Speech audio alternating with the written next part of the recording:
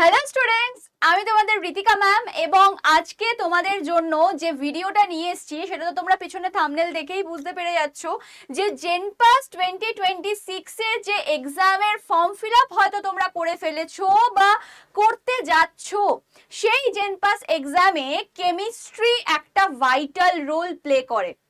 তো সেই কেমিস্ট্রির থেকে কি কোশ্চেন আসতে চলেছে বা 2017 থেকে 2025 পিওয়াই কিউ ঘাটলে বা প্রিভিয়াস ইয়ার কোশ্চেন পেপার ঘাটলে যে প্রশ্নগুলো উঠে আসছে বারবার, সেই প্রশ্নগুলো পার্টিকুলারলি কোন চ্যাপ্টারের সেই কথাই আজকে আমি কিন্তু এই ভিডিওতে বলবো। তো অবশ্যই ভিডিওটা বলবো লাস্ট অবধি দেখতে, কোনো রকম কোনো স্কিপ করো না, কারণ কিছু ছোটখাটো ইনফরমেশন হয়তো মিস হয়ে যেতে পারে।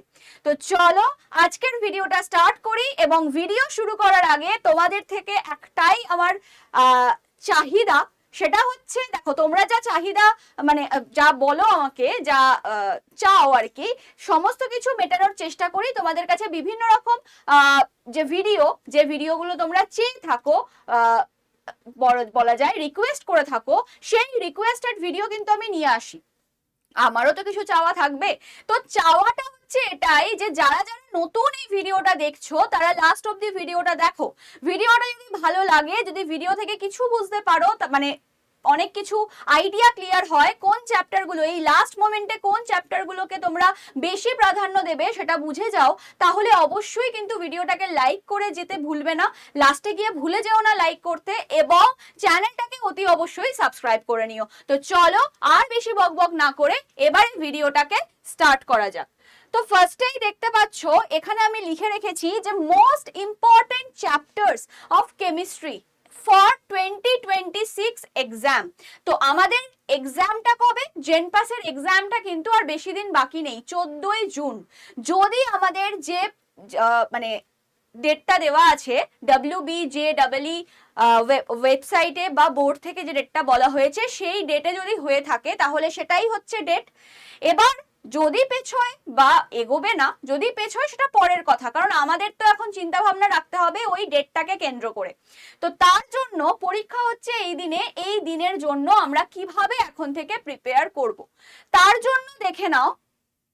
ফার্স্ট অফ অল আমরা এটা বলছি সেটা হচ্ছে যে কোন কোন চ্যাপ্টারগুলোকে আমরা প্রায়োরিটাইজ করব বা আমরা একদম প্রাধান্য দেব।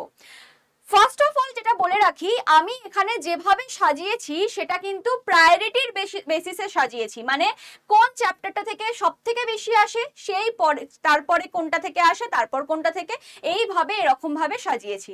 তো ফার্স্টে রয়েছে দেখো চ্যাপ্টারটা যেটা, সেটা হচ্ছে জিওসি, জেনারেল অর্গানিক কেমিস্ট্রি। আমি টোটাল 2025 থেকে 2017 পর্যন্ত প্রত্যেকটা ইয়ারে যতগুলো করে কোশ্চেন এসছে সেটা মার্কস অনুযায়ী সাজিয়েছি। মার্কস অনুযায়ী ধরো ক্যাটাগরি 1 আর ক্যাটাগরি 2 রয়েছে আমাদের। ক্যাটাগরি 1 এর প্রশ্ন কিন্তু একটা প্রশ্নে 1 মার্ক, আর ক্যাটাগরি 2 তে একটা প্রশ্নে 2 মার্ক। তাহলে আমি এখানে মার্কস গুলো লিখেছি, তোমরা মার্কস দেখে বুঝে যাবে। আমি একটা এক্সাম্পল দিয়ে বুঝিয়ে দেবো, বাদ বাকিগুলো তোমরা বুঝে যেতে পারবে যে মার্কস লেখা আছে মানে সাপোজ ধরো ক্যাটাগরি 2 তে 2 মার্কস লিখেছি মানে একটা প্রশ্ন এসছে 2 মার্কসের, এরকম টোটাল মার্কস এসছে 31। ঠিক আছে, 31 টোটাল মার্কস এসছে এতগুলো বছর, মানে প্রত্যেকটা বছর, কোনো বছরে কিন্তু বাদ যায়নি এক্সেপ্ট 2018। এই বছরে জিওসি থেকে, জেনারেল অর্গানিক কেমিস্ট্রি থেকে কোনো কোশ্চেন আসেনি, কিন্তু প্রত্যেক বছর প্রশ্ন আসছে। এই বছরেও টোটাল 4টে প্রশ্ন এসছে, একটা ক্যাটাগরি 2 আর 3টে হচ্ছে ক্যাটাগরি 1। তাহলে দেখো এখানে 2025-এ এই চ্যাপ্টার থেকে এসছে 3টে ক্যাটাগরি 1 আর একটা ক্যাটাগরি 2 এর প্রশ্ন। 2024-এ ক্যাটাগরি 1 থেকেই 2টো এসছে, আর 2023-এ ক্যাটাগরি 1 থেকে 4টে আর ক্যাটাগরি 2 থেকে একটা। 2022-এ সব থেকে বেশি এসছে 4টে ক্যাটাগরি 1 আর 6 মার্কস, মানে 3টে ক্যাটাগরি 2 এর প্রশ্ন এসছে, 3টে মানে 6 মার্কস। তার সাথে 2021-এ এসছে 4 মার্কসের ক্যাটাগরি 1 এর প্রশ্ন। 2019-এ আসলে 21 থেকে 17 এই অবধি ক্যাটাগরি 1 ক্যাটাগরি 2 এসব ভাগ ছিল না, শুধুমাত্র ক্যাটাগরি 1 এরই প্রশ্ন হতো। তো ক্যাটাগরি 1-এ হচ্ছে আমাদের 4টে এসছিল, 2019-এ 3টে, 2018-তে আসেনি, 17-তে একটা প্রশ্ন এসছিল। টোটাল এতগুলো বছরে 31 মার্কস এসছে কিন্তু, ঠিক আছে, 31টা মার্কস কিন্তু আমাদের এসে গেছে। নেক্সট যদি বলে থাকি, নেক্সট হচ্ছে আমাদের কি, নেক্সট হচ্ছে হাইড্রোকার্বনসের যে চ্যাপ্টারটা। হাইড্রোকার্বনসে 2025-এ একটা মাত্র কোশ্চেন এসছে ক্যাটাগরি 1-এ। এটাকেও কিন্তু আমরা সবথেকে বেশি ইম্পর্টেন্ট চ্যাপ্টার যদি আমি এখানে বলি, তাহলে সবথেকে বেশি ইম্পর্টেন্ট চ্যাপ্টার হচ্ছে আমাদের জিওসি। ঠিক আছে, জিওসি হচ্ছে সবথেকে ইম্পর্টেন্ট চ্যাপ্টার। দেন হাইড্রোকার্বন, এটাকে খুব ইম্পর্টেন্ট বলা যায় না, কিন্তু ছেড়ে গেলেও চলবে না, কারণ দেখো স্কিপ করে করে আসছে। তো এই বছরেও যেহেতু চলে এসছে, নেক্সট ইয়ারে আসার সম্ভাবনা নেই, কিন্তু তাও একেবারে ছেড়ে দিয়ে যাব না, কিছু জিনিস পড়ে যাব যাতে আমরা যদি চলে আসে 1-2 মার্কস সেটা করে আসতে পারি। নেক্সট হচ্ছে অ্যালডিহাইড কিটোন কার্বক্সিলিক অ্যাসিড। 2025-এ কোনো প্রশ্ন আসেনি, 2024-এ আর 23-এ এসছে, ক্যাটাগরি 1 ক্যাটাগরি 2 থেকে এসছে, 2022-এও এসছে, 21-19-এ আসেনি, আবার 18-17-এ এসছিল। তার মানে এই বছর আসেনি, নেক্সট ইয়ারে আসতেও পারে নাও আসতে পারে, তো ছেড়ে গেলে চলবে না, পড়ে যেতে হবে, অন্তত নেম রিঅ্যাকশন গুলো দেখে যেতে হবে। নেক্সট হচ্ছে হ্যালো অ্যালকেন হ্যালো অ্যারিনস চ্যাপ্টার থেকে 25-এ এসছে, 23-24-এ কোনো প্রশ্ন আসেনি, 22-এ এসছে, 21-এ আসেনি। তো মোটামুটি এটা একটা বলা যায় মিডিয়াম চ্যাপ্টার, যে চ্যাপ্টার থেকে প্রশ্ন আসতেও পারে নাও আসতে পারে, বাট আসতে গেলে কিন্তু নেম রিঅ্যাকশন গুলো ইম্পর্টেন্ট, যে রিঅ্যাকশন গুলোতে তোমার কি রিয়েজেন্ট ইউজ হচ্ছে বা কিছু, এই জিনিসগুলো আমাদের জানতে হবে। নেক্সট হচ্ছে আমাদের যে চ্যাপ্টারটা অ্যালকোহল ফেনল ইথার। দেখো 25-এ কোনো প্রশ্ন আসেনি, 23-এ আসেনি, কিন্তু 24-এ এসেছিল, তো 26-এ আসার আবার চান্স আছে, এই বছর আসার কিন্তু চান্স আছে, তো একেবারেই নেগলেক্ট করলে এই চ্যাপ্টারটাকে চলবে না। নেক্সট হচ্ছে দেখো আমরা যদি বলি যে বেসিক কনসেপ্ট অফ কেমিস্ট্রি, খুব দারুণ একটা চ্যাপ্টার, যে চ্যাপ্টারটা থেকে আমাদের পুরো 11-এর পড়াশোনা স্টার্ট হয়, কিন্তু এই চ্যাপ্টার থেকে প্রশ্ন আসছেই না 4 বছর ধরে, 4 বছর ধরে কোনো প্রশ্ন আসছে না। তার আগে কিন্তু একটা দুটো এরকম ভাবে প্রশ্ন আসছিল, 4 বছরে কোনো প্রশ্ন আসছে না। কে বলতে পারে এই বছরে আবার একটা প্রশ্ন দিয়ে দিল? তো পড়ে যাও, মানে করে যাও, এখানে তো বেশিরভাগটাই ম্যাথামেটিক্স নিউমেরিক্যালস। তো আমি যেভাবে যতটুকু করিয়েছি, তুমি ইউটিউবে বলো, আমাদের ব্যাচে জয়েন করলে ব্যাচে দেখতে পাবে, যেটুকু করিয়েছি সেটুকু করে যাও, ব্যাস, আর কিছু লাগবে না। আসলে কিন্তু নিউমেরিক্যালসই আসবে, কোনো রকম কোনো থিওরি আসবে না, এটুকু বলে রাখতে পারি। নেক্সট হচ্ছে আমাদের chapter chemical and ionic equilibrium, খুব ইম্পর্টেন্ট একটা চ্যাপ্টার, খুব ইম্পর্টেন্ট। মানে জিওসি যদি আমি 3টে স্টার মার্কস দিই, তাহলে 2টো স্টার মার্কস তো আমাকে কেমিক্যাল আয়নিক ইকুইলিব্রিয়ামে দিতেই হবে। দেখো তো টোটাল কতগুলো মার্কস এসছে, প্রত্যেকটা বছর প্রশ্ন আসে। যেমন জিওসি 18 সালে প্রশ্ন দেয়নি, সেরকমই কেমিক্যাল আয়নিক ইকুইলিব্রিয়াম কোন সালে প্রশ্ন দেয়নি, 2022-এ প্রশ্ন দেয়নি। বাদ বাকি প্রত্যেকটা ইয়ারে মিনিমাম 2 মার্কস 3 মার্কস আসবে, প্রশ্ন আসবে, টোটাল 20টা মার্কস এসছে। অ্যালকোহল ফেনল ইথারও কিন্তু একটা ইম্পর্টেন্ট চ্যাপ্টার, দেখেছো টোটাল 11টা এসছে কিন্তু মার্কস, একটা দুটো বছর খালি আসেনি, তো এই বছরেও আসার হাই চান্স।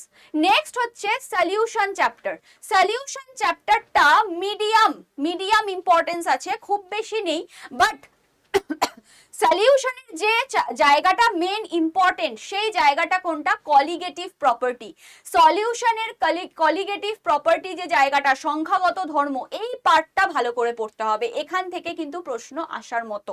তো দেখো 2025-এ আসেনি, কিন্তু 2024-এ ক্যাটাগরি 2-তে প্রশ্ন দিয়ে দিয়েছিল, তার আগে 18, 19, 21-এ এসছে, 22, 23-এ আসেনি, 25-এও আসেনি, 26-এ নাই আসতে পারে, বাট পড়ে যাব আমরা কলিগেটিভ প্রপার্টির পার্টটুকু। নেক্সট হচ্ছে সারফেস কেমিস্ট্রি, খুব বেশি ইম্পর্টেন্স নেই এই চ্যাপ্টারটার।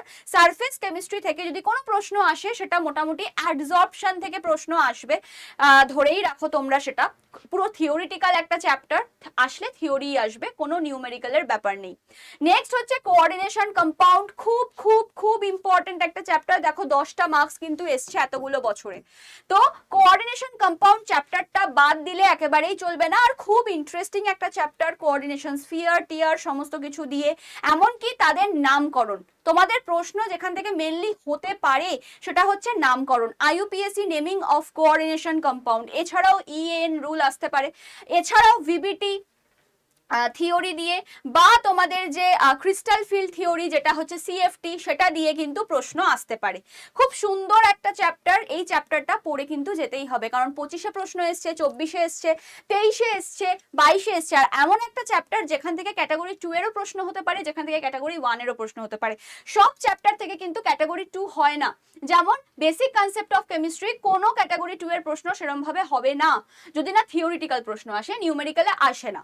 নেক্সট হচ্ছে মেটালার্জি। মেটালার্জি একটা লেস ইম্পর্টেন্ট চ্যাপ্টার, মেটালার্জি চাইলে স্কিপ করতে পারো, মেটালার্জি চাইলে স্কিপ করতে পারো, একটা লেস ইম্পর্টেন্ট চ্যাপ্টার। একবার এসেছিল 2017, তারপরে আবার এসছে হচ্ছে 2023, 2024-25-এ আসেনি, মোটামুটি না আসার চান্সই বেশি মেটালার্জি। ঠিক আছে, চাইলে যারা একদম নতুন নতুন শুরু করেছো তারা চাইলে স্কিপ করে যেতে পারো এই পার্টটা। নেক্সট হচ্ছে আমাদের লিকুইড অ্যান্ড গ্যাসিয়াস স্টেট, সেটাকেও আমরা লেস ইম্পর্টেন্ট বলতে পারি।